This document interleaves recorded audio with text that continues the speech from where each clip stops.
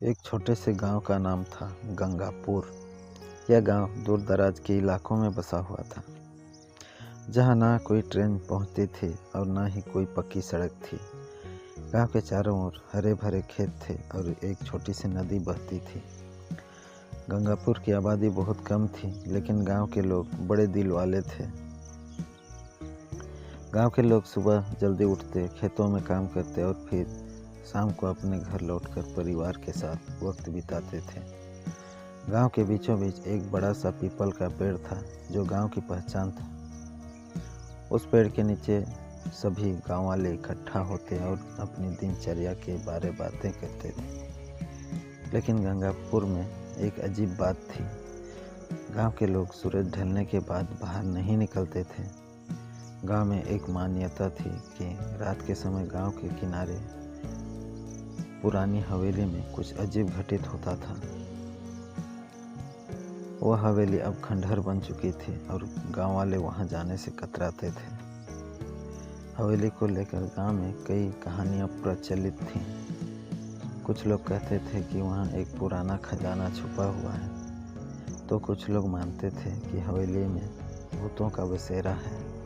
हर रात हवेली के पास से अजीबोगरीब आवाज़ें आती थीं, कभी किसी के हंसने की तो कभी किसी के रोने की। इस वजह से गांव के लोग डर के मारे रात को हवेली के पास नहीं जाते थे। गांव का एक युवक था महेंद्र। वह बहुत साहसी और निडर था। उसे इन कहानियों पर यकीन नहीं था। वह हमेशा से जानना चाहता था कि आखिर इस हवेली में ऐसा क्या है जो सभी को डराता है। एक दिन उसने ठान लिया कि वह रात के समय हवेली में जाकर सच्चाई का पता लगाएगा। एक दिन महेंद्र अपने दोस्तों से बोला, मैं आज रात को हवेली में जाऊंगा। अब इस रहस्य का पता लगाऊंगा। जो भी वहां है मैं उसका सामना करूंगा। उसके दोस्तों ने उसे मना किया, लेकिन महेंद्र ने किसी की नहीं सुनी। उसने कहा, अगर मैं नहीं लौटा तो तुम लोग सुबह मुझे ढूंढने आना। रात का समय हुआ। महेंद्र ने एक टॉर्च और लाठी उठाई और अकेले ही हवेली की ओर चल पड़ा। हवेली तक पहुंचने का रास्ता संकरा और पेड़ों से घिरा हुआ था। चलते चलते उसकी टॉर्च की रोशनी कम होने लगी, लेकिन उसने हिम्मत नहीं हारी। जैसे ही वह हवेली के पास पहुंचा, हवेली से तेज आवाज आई, मानो कोई दरवाजा धड़धड़ा कर बंद हुआ हो।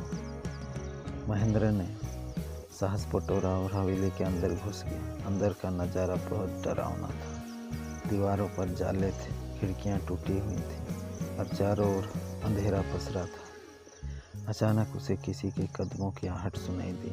वह डरते हुए आगे बढ़ा, लेकिन तभी उसे एक कमरा दिखाई दिया, जिसमें हल्की सी रोशनी थी। महेंद्र ने धीरे धीरे उस कमरे के दरवाजे को खोला। अंदर का दृश्य देखकर उसकी आंखें फटी की फटी रह गई। वहाँ कोई भूत या खजाना नहीं था, बल्कि गांव के कुछ लोग जुआ खेल रहे थे। वह लोग हवेली की कहानियों को इसलिए बनाए हुए थे ताकि कोई वहाँ आने की हिम्मत ना करे और वे रात को वहाँ आकर अपने गैर कानूनी काम कर सकें। महेंद्र को देखते ही वे लोग घबरा गए, लेकिन महेंद्र ने बिना कुछ कहे हवेली से बाहर निकलने का फैसला किया। वह सीधा गांव लौट आया और सुबह सरपंच से मिलकर सारी बात बता दी। गांव के सरपंच ने तुरंत एक बैठक बुलाई और उस रात हवेली में जो कुछ हुआ था वह सबके सामने उजागर कर दिया। गांव के लोगों को यह जानकर हैरानी हुई कि जो लोग गांव का डर बढ़ा रहे थे वे खुद ही इस साजिश के पीछे थे।